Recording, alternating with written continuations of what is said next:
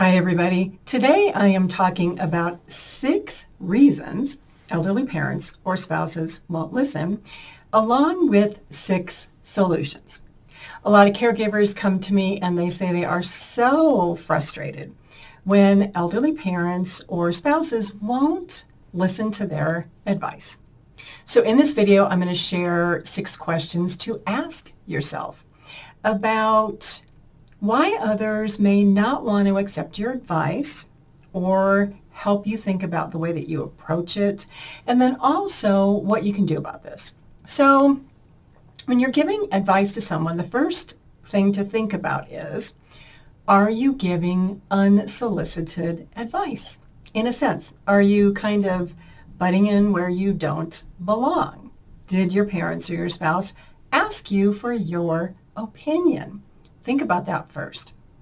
Then think about what is your motivation in trying to help if someone has asked you for your advice. Are you trying to make life easier on yourself or on another person? Number 2 is, are you trying to get a parent or spouse to change? And if you are trying to get them to change, can you explain why the change is beneficial?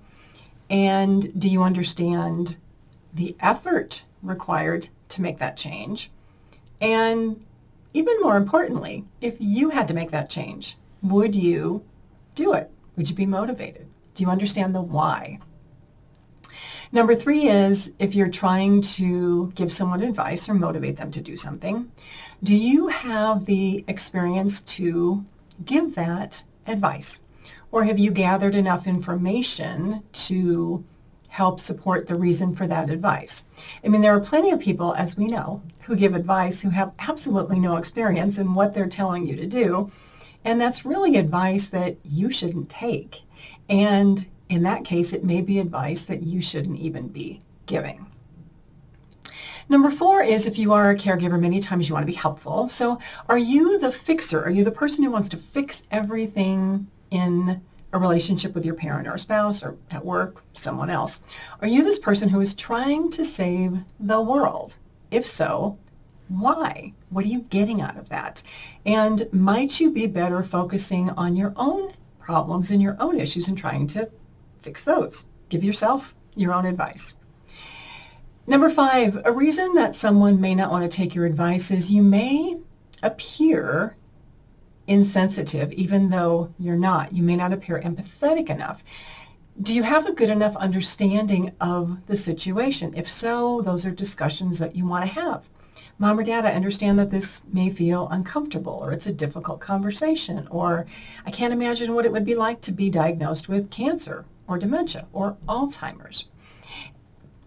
This really is a question of, do the people that you are talking to, your parents or a spouse, or really anybody else, especially if they're elderly, do they have the cognitive ability to understand? Meaning, and sometimes it could be the educational ability. So what a lot of us don't accept or think about when we grow up as children and we maybe go to high school and we go to college and maybe there's education after that and then we go into the workplaces, we have a lot of more practical work experience than our parents or other people, right?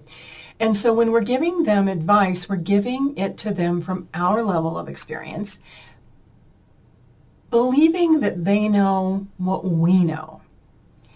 And that's not always the case. So if we're talking to a parent who maybe only has a high school education and they haven't been in the work world and they don't have all the experience that we have, we may have to go into more detail to explain the advice and why they should change or what they should do differently or whatever it is we're trying to get them to do. And then if they have Alzheimer's or dementia, it's important to realize that they may not be able to even follow cognitively what we're trying to explain to them. So those are gaps. And so what are the solutions? So I'll give 6 more solutions on how to do this. It's really understanding how the other person views the problem. They may not think that whatever you're giving them advice on is a problem in the first place. Or if they ask you, they may not even understand the cause of the problem. So sometimes you got to spend a little time saying, well, This is the effect of what we're seeing here, but what's causing this effect? So a simple example, let's say somebody has high blood sugar. Are they drinking enough water? Are they exercising enough? Are they taking their medications? Are they dosing their insulin correctly? Are there other things that could be affecting that? So the effect of this thing that we see may not have an easy identification of what the problem is. So you may have to do a little investigation there. Number two is if you are that person and you keep giving advice and other people don't want it, stop giving advice. Stop jumping in to save the day. Let other people figure out that they have a problem and what to do about it, and then maybe you can talk about, what to do. Number three is never to assume that somebody else doesn't know that they have a problem or how to solve that problem. It may be that they know what they should do, but they just don't want to do it, or they may not understand the consequences of not doing it. How many of us know that we should exercise, eat better, stop smoking, stop drinking? I mean, there's a lot of things that we should do, right? But we don't want to do it. Our parents and our spouses are no different. Number four, people process information differently and in different speeds and in different time frames. You may be somebody who sees a problem and you're like, I know what I need to do. I'm going to do 1, 2, and 3. And your parents may be another person who sees a problem and they may need like a week to think about it or 2 weeks to think about it or 6 months to think about it. The time in which it takes us to figure out a problem and decide we're going to do something about it is different for everybody. And the motivation is different for everybody. So that's just something to think about.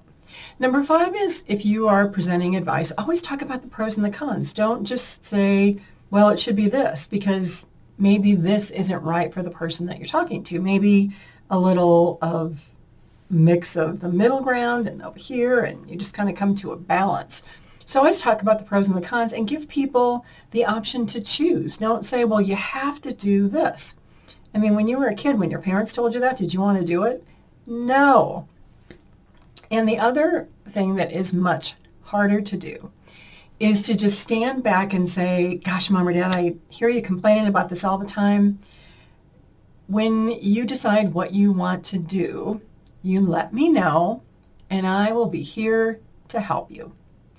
If you want alternatives, let me know. I will help you learn how to investigate those. Involving other people in the process of solving their own problems gives them buy-in. It gives them the responsibility to do something so that you're not taking all this away and just plumping it in front of them. And of course, they're not wanting to decide because they didn't participate in that. So there's a lot to think about when we think about why parents and spouses and other people don't want to listen to us or accept our advice. I'm Pamela D. Wilson. Please share my website, PamelaDWilson.com, with others you know who are looking for hope, help, and support on there. My caregiving library, online caregiving courses, ways to schedule a one-to-one elder care consultation with me, my blog, plenty of information for caregivers and aging adults. Have a fabulous day today. I'll see you all again soon in another video.